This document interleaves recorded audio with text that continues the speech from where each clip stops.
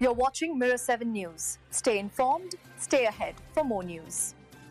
It was a rough night for the Toronto Maple Leafs as they fell 6-3 to the Columbus Blue Jackets, a game that exposed defensive weaknesses and tested the team's resilience. Coming off a gritty win against the Calgary Flames, the Leafs were hoping to build momentum, but instead they found themselves undone by turnovers, missed assignments, and a relentless Blue Jackets attack. William Nylander, who had been battling through a lower body injury, was a bright spot despite the loss. After missing Saturday's matchup, he wasn't even sure he'd play until moments before puck drop. Yet once he hit the ice, Nylander looked sharp, moving well, setting up plays, and adding an assist that showed just how strong his chemistry with Austin Matthews continues to grow.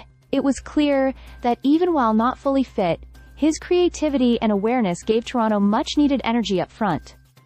But the defensive side told a very different story. TSN analyst Frank Corrado didn't hold back, describing the Leafs as a 200-foot defensive mess up and down the ice. And honestly, that summed it up perfectly. Columbus capitalized on nearly every mistake. Quick transitions, loose pucks, and poor coverage turned into scoring chances again and again. But by the time Toronto tried to mount a response, the damage had already been done.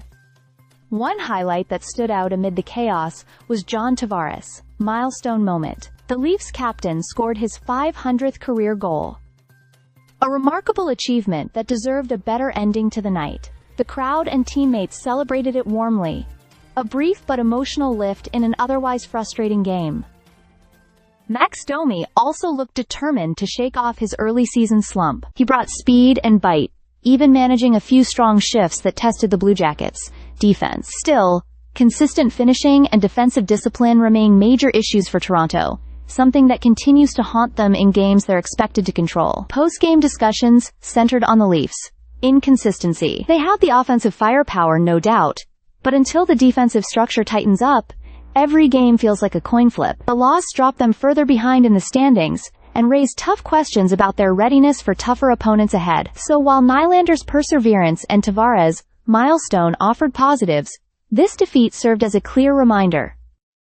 Talent alone won't win games if defensive lapses keep handing opponents easy goals. For Toronto, it's back to basics now, and a focus on cleaning up the defensive zone might be the only way to stop the bleeding.